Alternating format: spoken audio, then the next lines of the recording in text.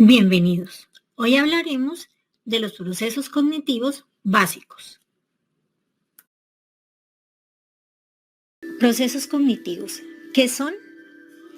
Podemos entender por proceso cognitivo al conjunto de acciones u operaciones que tienen lugar en nuestro cerebro y se dan de manera organizada para captar, modificar, codificar, almacenar o recuperar la información. La información procesada hace posible el aprendizaje y la generación de un nuevo conocimiento para interactuar con el mundo y sobrevivir en él. Es importante también señalar que los procesos cognitivos no se manifiestan de manera aislada, sino que suelen implicarse en distintos grados de participación en cualquier tarea que llevemos a cabo. Ahora pasemos a describir uno de ellos, las emociones. Como nos muestra el esquema de la estructura del cerebro, la sede cerebral de las emociones se halla en el sistema límbico, también llamado cerebro medio. Esta parte del cerebro es una de las más primitivas y se sitúa inmediatamente debajo de la corteza cerebral.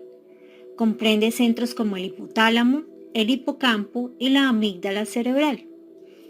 El hipotálamo regula el hambre, la sed, el placer, el dolor o la ira, y además regula el sistema nervioso simpático y parasimpático. El hipocampo tiene un papel muy importante en la construcción de la memoria.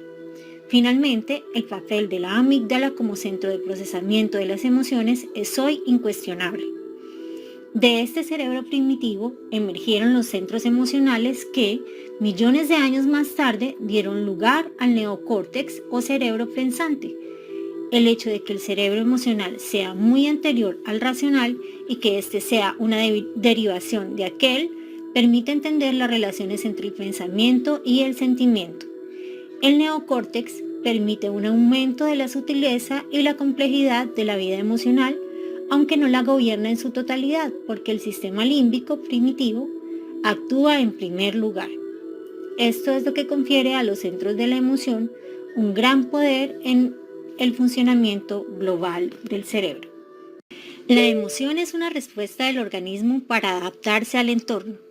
Su estudio es posterior al resto de los procesos psicológicos básicos en el paradigma de la psicología cognitiva. Con su incorporación comenzó el interés por la interacción entre cognición y emoción. Las emociones constituyen un aspecto esencial del funcionamiento cognitivo humano, ya que guían el comportamiento del individuo hacia la adaptación. En este sentido, motivan el cambio cuando es necesario, facilitan el aprendizaje, proveen información sobre la necesidad de la lucha o huida y contribuyen fundamentalmente al establecimiento de relaciones sociales. Gross, 1999. Funciones de las emociones. Las emociones tienen tres funciones principales: adaptativas, sociales y motivacionales. Funciones adaptativas. Las emociones surgieron como el resultado de la ejecución de respuestas fisiológicas controladas por el cerebro que permitieron sobrevivir a nuestros antepasados y son fruto de nuestros instintos primitivos, como la alegría, la tristeza, el miedo o la ira. La emoción prepara al organismo para movilizar la energía necesaria que conduzca a la ejecución de alguna conducta. Funciones sociales. La expresión o la represión de las emociones es de gran valor en las relaciones interpersonales, ya que su intensidad puede ser adecuada a la situación, facilitando su comunicación. Funciones motivacionales. Las emociones refuerzan y dirigen la conducta motivada, haciéndola más efectiva. Por ejemplo, la sorpresa facilita la atención ante estímulos o la cólera facilita las reacciones defensivas. Así pues, toda conducta motivada produce una reacción emocional y, a su vez, la emoción facilita la aparición de determinadas conductas motivadas. El proceso emocional se inicia con la percepción de cambios en la situación externa o interna del sujeto, desencadenantes emocionales, que son procesados por un primer filtro de evaluación afectiva. Este produce como consecuencia inmediata una reacción que incluye una expresión corporal, una tendencia a la acción y unos cambios fisiológicos.